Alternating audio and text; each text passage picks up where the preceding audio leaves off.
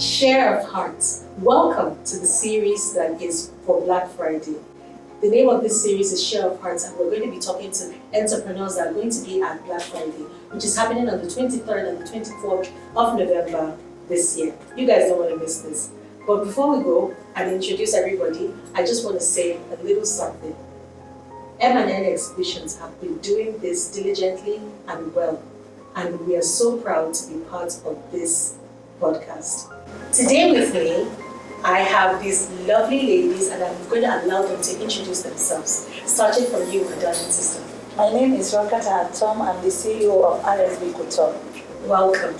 Okay, my name is Grace, and I'm the founder of Actionable Influence. You're welcome, Grace. I'm Saadat Madaki, the face behind Alberta Jewelry. Welcome, Saadat, and thank you all for coming. So we're just going to dive into it because we have lots of questions for you guys, and we want you to be as free and as open because entrepreneurs out there are listening to you, and other vendors too, can learn a thing or two that you guys will have to teach. So I think the major thing that I want to ask you is, how did you overcome adversity? How do you overcome challenges? We'll start with you, of course. Tell us all the juicy details of how you've been overcoming challenges as an entrepreneur. So I think one of the main challenges that I experienced as an entrepreneur is starting head first. Because I started business in 2018. Okay. Yeah, I started university. I entered university, I think, in January of 2018. And February, I just started business. Your business. So being able to run a business while being in school, university for the first time was definitely very challenging. And another thing is not knowing what to do, how to separate your profit from your major. These are all things that nobody really teaches you. So it's just something that you learn as the business goes on. So these are one of the ones. What about you? How do you overcome them? Okay, I think the challenge I'm going to tackle is selling lotteries at first, or exhibitions. Exhibitions generally, I feel like it's not originally designed for making profit or huge sales. So you think it's just for visibility? Visibility, exactly. Making the contacts, having an insight to what prospective customers would prefer. That's a very good insight that you shared, because a lot of people don't really realize that everything about business is not only about making profit all the time. You also have to make sure that your brand is very visible so that you have returning customers that keep coming back and are loyal to your brand. That's a really good one. I hope you guys got that. What about you? Please share with us. Sometimes the challenges I have most times, sometimes if you sell things, maybe seasonal, there are some things that you sell, this is not what people want. So you think, let's change it and bring something different that's what people want more. So sometimes that's the challenges, because it could be you are still selling the same things, same time, every time. So if you are bringing something different and you change, you see that you get more people, and people come to you because they'll be like, it's something different from what we have and something different from what other people are selling. Yeah, I really agree with that, because a lot of times when you have seasonal products and then it's not moving, you get stuck. Yes. You don't know what to do. Especially for entrepreneurs that also sell food, they get a lot of that. But I can tell you that if you use the system that she has just shared with us, you'll be able to overcome this. So, but generally now, still talking about the challenges, what do you feel like generally as a Nigerian? Because we have to talk about the Nigerian factor. We do. What do you think as a Nigerian is the major issue that generally all Nigerian entrepreneurs face? Well, for online sales or online marketing. Oh, just any angle, because every aspect is really important. I still feel like we still have a long way to go. We do actually.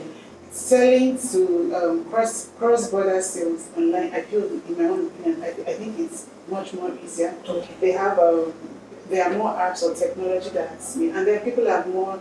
For Nigerian market, there's a lot of trust issues. Yes, there is. And as much as I feel like with the big shots, Kunga and Junior, they still have that problem. They do. That's many of them still fall back to pay on delivery or other tactics to win customers trust and all. But I feel like getting Nigerians trust to part with sensitive or credit card information online, we still have a long way to. as a business generally, not just. Because it's very nerve-wracking.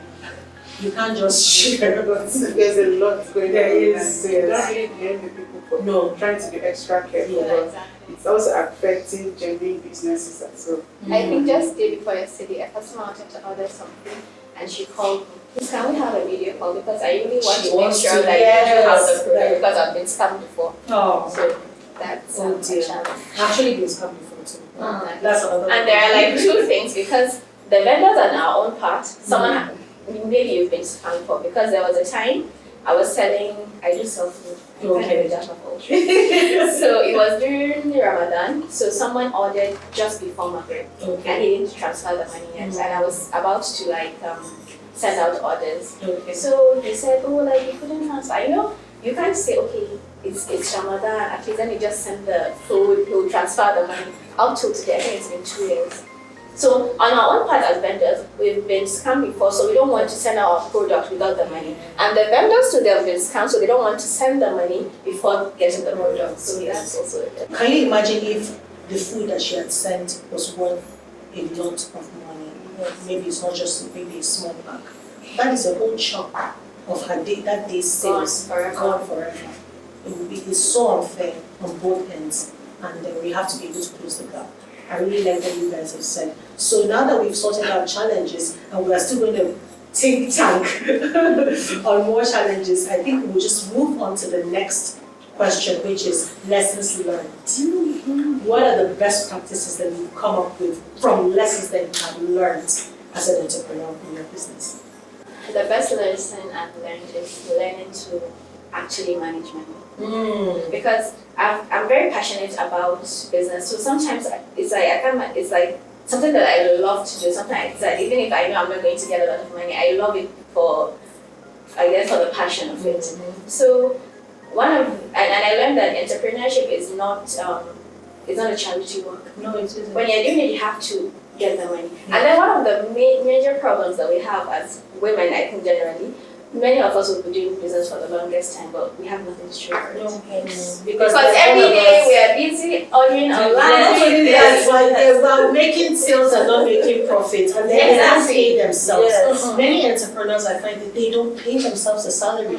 If you don't pay yourself a salary, you're going to pinch out of your pocket. Definitely. I learned the hard way. You learned that? Yes, I did. I love this honesty that you're sharing, because a lot of people will not admit to the fact that they do this, but they actually Yes. I'm like her. I always do So that. If I sell, I just put my profit and my capital. Match sales. everything. I will just do whatever I want with the money.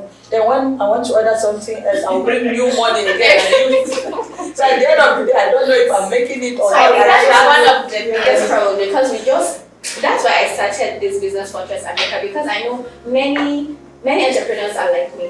So one of the best things that you do is I actually got a mentor.